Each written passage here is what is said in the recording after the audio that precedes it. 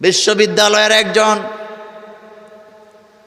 দাঁড়ায়া নাকি ছাত্ররা জুমার পরে আহমদুল্লাহর সাথে ছবি তুলছে, এই অপরাধ হয়ে গেছে। এখন বলতেছে ছবি কেন তুলছ, কারণ দর্শাও, নতুবা ইউনিভার্সিটি থাকতে পারবা না।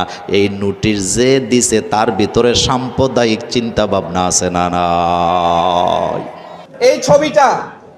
এই ছবিটা শাইখ আহমদুল্লাহর সাথে আমরা স্টুডেন্টরা এবং আমাদের স্যার তুলে এটা একটা ফেসবুকে পোস্ট করা হয়েছিল। আপনারা দেখেন এটার মধ্যে কি কোনো অপরাধ আছে?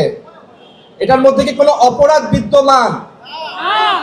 ভার্সিটির তৎকালীন ট্রাস্টি বোর্ডের চেয়ারম্যান আর্কিটেক্ট মাহবুবা হক উক্ত ছবি ফেসবুক থেকে নিয়ে শামশেদ স্যার ও শাইখ আহমদুল্লাহকে মার্ক করে সেটা ভিসি, রেজিস্ট্রার, ডিন এবং ডিপার্টমেন্ট হেডদের কাছে পাঠান এবং বলেন, হোয়াটসঅ্যাপে মেসেজ দেন যে এই লোকের বিরুদ্ধে, অর্থাৎ আমাদের শামশেদ স্যারের বিরুদ্ধে কেন এখন পর্যন্ত কোনো ব্যবস্থা না হচ্ছে না? কত বড় দুঃসাহস এই মহিলা! কি যোগে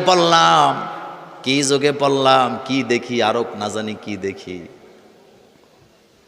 আলেমের সাথে চললে সন্দেহ করে, ছবি তুললে চাকরি থাকে না। শাইখ আহমদুল্লাহ নামে একজন লোক আছে না নাই? জোরে কর না। বাড়ি কই? লক্ষ্মীপুর। কোথায়? ভালো মানুষ না খারাপ মানুষ?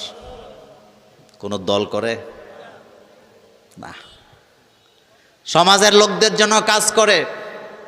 বন্যার্থদেরকে বাড়ি দেয়, ঘর দেয়, তান দেয়, আগুনে পুইরা গেলে বাড়ি বানায় দেয়, চিকিৎসা নিতে না পারলে চিকিৎসা কইরা দেয়। কাজ ভালো না খারাপ? আরো জোরে বলবেন।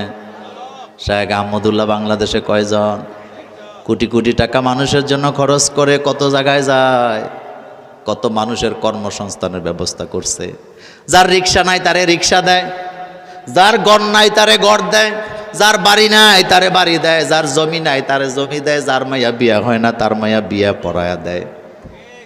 কয়দিন আগে দেখলাম প্রবাসীদের জন্য ট্রেনিংয়ের ব্যবস্থা করছে।